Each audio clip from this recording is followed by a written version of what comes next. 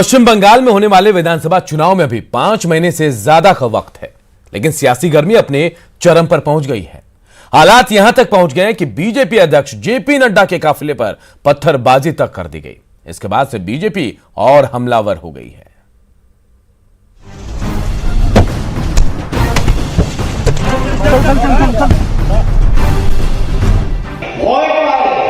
किस चीज का भय है ममता जी? किस चीज का भय है ममता जी? दूसरे विचार पर प्रहार क्यों?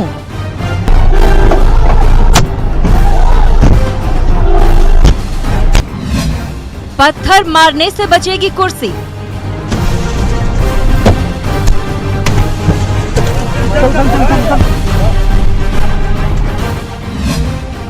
लौरबो मारबो जीतबो।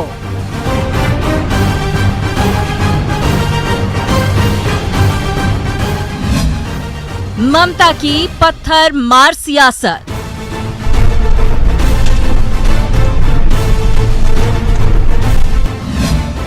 पत्थर मार ममता।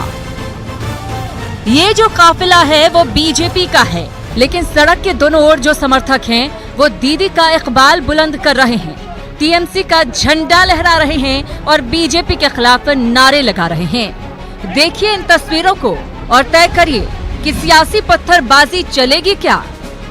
विपक्ष पर हमला सहेंगे क्या? खूनी सियासत दोहराते रहेंगे क्या? पश्चिम बंगाल की सियासत का रक्त चरित्र पुराना है।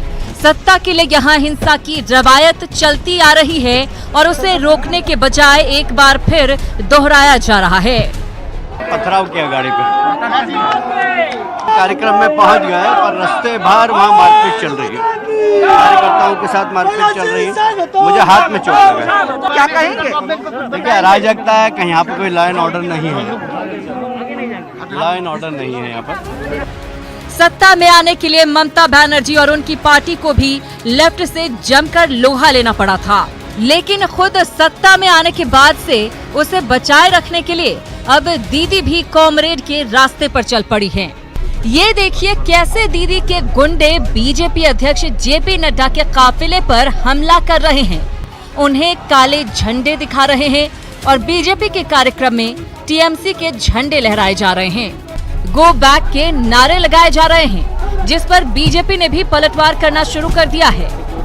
कैलाश जी को अटैक किया, मुकुल रॉय को अटैक किया, हमारे श्री प्रकाश जी के गौरव पर अटैक किया, गाड़ी को। ये प्रजातंत्र है क्या? जेपी नड्डा कोलकाता से 24 परगना जिले के डायमंड हार्बर शहर जा रहे थे। प्रदर्शनकारियों ने रास्ता रोकने की कोशिश भी की। नड्डा की सुरक्षा में लापरवाही पर केंद्रीय गृह मंत्रालय ने ममता बनर्जी सरकार से रिपोर्ट मांगी है, लेकिन अहम सवाल ये है कि प्रदेश में इतना कुछ हो जाने के बाद भी आखिर दीदी टस से मस्त नहीं हो रही हैं। क्या सच में दीदी को अपनी सत्ता सरकती दिख रही है? क्या बीजेपी की आहट से टीएमसी में घबराहट है? Bureau report, news 18 network. Ranchi के आलिशान वेंडर मार्केट पर उपेक्षा का ग्रहण लगता जा रहा है। 2 साल के अंदर इस मार्केट की हालत ऐसी हो गई है कि हर तरफ बदहाली साफ झलक रही है।